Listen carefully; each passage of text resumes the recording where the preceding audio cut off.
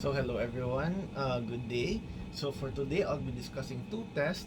The first test is called your head impulse test. This is to examine, or this is the examination of the VOR at high acceleration. Then the second test is called your walkie-talkie test. So first, I'll be discussing about your head impulse test. So your head impulse test is used to examine the semicircular canal function. So this is actually a provocative test, and this is usually performed at the very last of the assessment. So this is to avoid provoking the symptoms of vertigo of the patient. So now, as I've mentioned earlier, your head impulse test, this assesses the integrity of the VOR in patients with vertigo. So, your head impulse test is commonly used for patients with vertigo.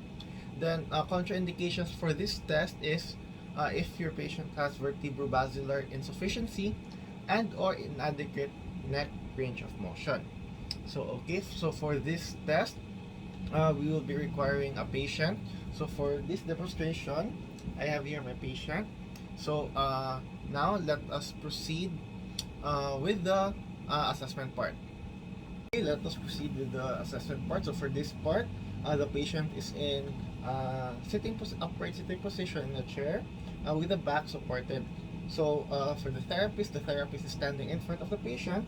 So first of all, before we start, you would ask for the patient's consent, and you will explain to the patient the rationale for this activity. So, okay, sir, for today, I would be performing your head impulse test. So this is to determine, sir, or this is to provoke your symptoms of vertigo, and this is to assess if you have a presence of nystagmus. So, ang kanina test, sir, kay I would warn you ahead, kay as I've said, sir, na mo-provoke niya sa imong symptoms, sir. So, naara ko crash bin here, sir. So, in case musuka ka, makasuka ka here, okay? So, sir, before we start, I would like to ask for your consent since I would be touching your head, sir. Is that okay?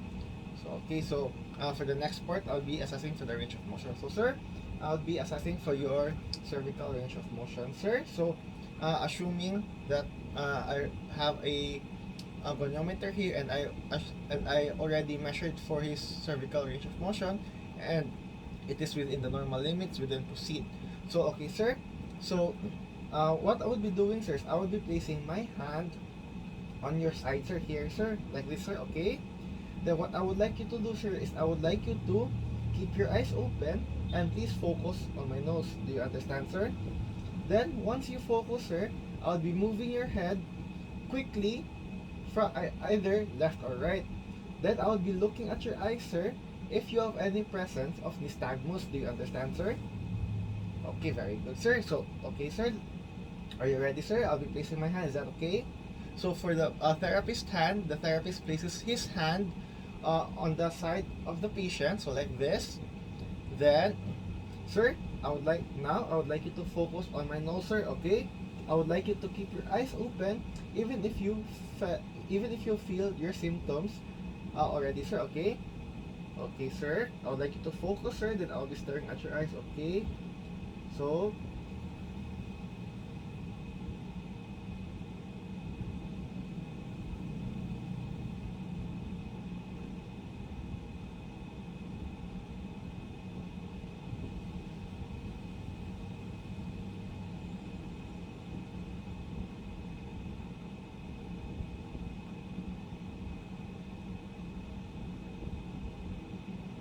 okay.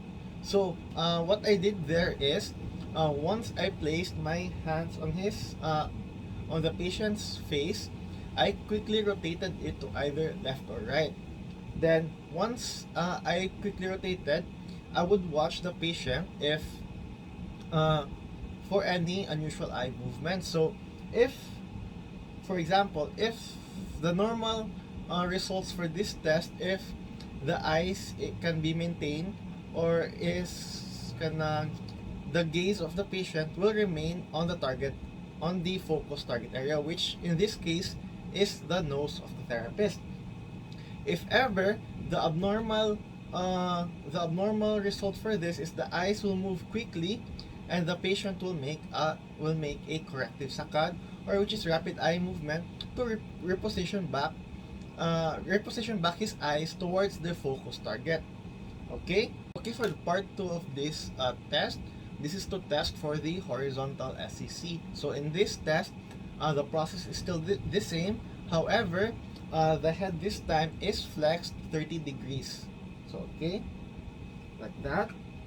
Sir, same sir, I would like you to keep your eyes focused on my nose, okay? Then I will be moving your head from either left or right. Okay, sir? Ready, sir? Remind you, sir, keep your eyes open and keep it focused on my nose, okay?